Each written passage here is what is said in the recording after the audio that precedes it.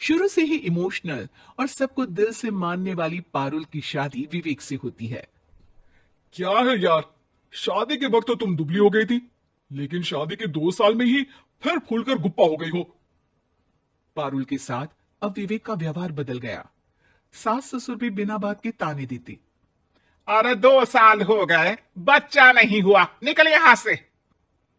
विवेक का भी सहारा पारुल को नहीं मिलता है। लेकिन जिस विवेक से पारुल को तलाक के एवज में 18 लाख मिले होते हैं, वो पारुल एक दिन, इंस्पेक्टर साहब, मुझे कंप्लेन लिखवानी है। जी मैडम, क्या हुआ?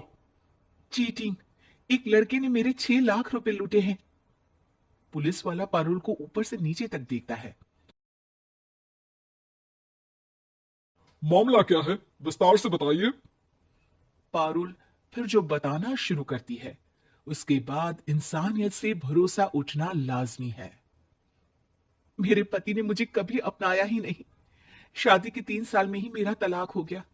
मैं नहीं चाहती थी कि मैं उनसे एक भी पैसा लूं, लेकिन वकील और मेरे माता पिता ने उनसे 18 लाख की रकम ली। फिर क्या हुआ? क्या वो पैसे उसने वापस ले लिए? नहीं नहीं, उन्होंने तो उसके बाद मुझसे कभी कांटेक्ट भी नहीं किया। फिर? किसी डेटिंग साइट से मुझे आनंद नाम का एक लड़का मिला। उसके साथ मुझे लगा कि मैं दोबारा जिंदगी बना सकती हूँ। वो मेरी केयर करता, मेरी छोटी बड़ी चीजों का ख्याल रखता और मेरा साथ देता।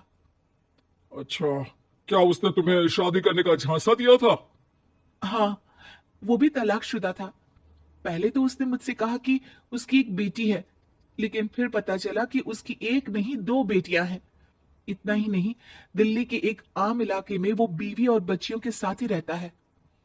हम्म, तो आपसे इमोशनली फ्रॉड कर उसने पैसे ऐंठे। जी, अब मेरे पास कुछ नहीं है, ना पैसे ना वो। मैं बस किसी भी हालत में अपने पैसे वापस चाहती हूँ, जो मेरे बुरे वक्त में मेरे काम आ सकते हैं। ठीक है।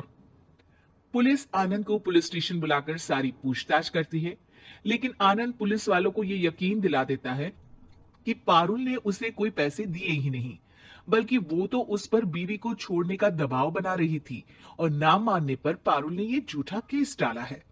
क्या मैडम, फोकट में पुलिस का वक्त खराब कर रही हैं? कोई शादीशुदा क्यों अपनी बीवी छोड़ेगा? अब आपकी शादी टूटी तो मतलब सबकी तो नहीं टूट सकती ना। पारुल को पुलिस वाले के मुंह से ये बात सुनकर हैरानी होती है। उसे कुछ समझ में नहीं आता कि वो क्या करे। वो अपनी सहेली झनक, जो कि वकील थी, उससे कांटेक्ट करती है। झनक, मैं क्या करूं? मैं कैसे पुलिस को यकीन दिलाऊं कि आनंद ने मेरे साथ ना सिर्फ शारीरिक और मानसिक चीट किया है, बल्कि आर्थिक तौर पर भी वो मुझे खाली कर गया है। अब वक्त झनक का था। देख पारुल, ऐसे तो किसी को भी बिना सोचे समझे पैसे नहीं देने चाहिए। लेकिन अब जब तूने ये कदम उठा ही लिया है, मुझे ये बता, तूने कब कब पैसे दिए और कितने? क्या कहीं कोई सबूत है? पारुल कुछ सोचती है। 3 बार तो बैंक में ट्रांसफर और 2 बार गूगल पे। क्या इन सब के रिकॉर्ड मिल जाएंगे? हाँ हाँ, क्यों नहीं, मैं बैंक से सब निकाल लाऊंगी। अगले दिन पारुल सारी स्टेटमेंट झनक के सामने रखती है और वो व्हाट्सएप की चैट भी दिखाती है, जिसमें कई बार आनंद ने ये बात कबूली थी कि वो उसके पूरे 6 लाख जल्द ही देगा। झनक अब पूरा केस लेकर पुलिस के पास जाती है और मामले को क्राइम एक्ट के तहत पूरे सबूत के साथ दर्ज करा आनंद की गिरफ्तारी की मांग करती है। पुलिस आनंद को लेने जैसे ही उसके घर जाता है, उसका सारा मामला बीवी और बच्चों के सामने खुल जाता है। पुलिस स्टेशन में पारुल को देखकर आनंद भड़क जाता है। ओह, तो बहुत होशियार बन रही हो तुम। ये झनक है ना तुम्हारी बचपन की सहेली? बताऊं सबको तुम्हारे बारे में? सब है मेरे पास, वो फोटो, वो वीडियो, तेरे भाई का नंबर भी है। 6 लाख क्या, अब 1 रुपया भी निकाल कर दिखा दे। वो पुलिस स्टेशन में जोर जोर से चिल्ला रहा था कि तभी पुलिस के एक सीनियर ऑफिसर को गुस्सा आ जाता है। क्यों चिल्ला रहा है? अब तो सारे सबूत है तेरे खिलाफ। ऊपर से यहां चिल्ला चिल्ला कर तूने खुद को तो गड्ढे में धकेल दिया है। जल्दी बता, लड़की के पैसे लौट आता है या फिर? आनंद डर जाता है। तभी उसकी बीवी और बच्चे पुलिस स्टेशन में आकर पारुल के पैसों का बैग देते हैं।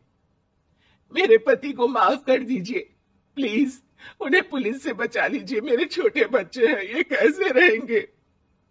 होता भी यही है, पारुल केस वापस ले लेती है, लेकिन उस सबक के साथ कि इमोशनल होकर किसी को भी अपना पैसा नहीं देना चाहिए।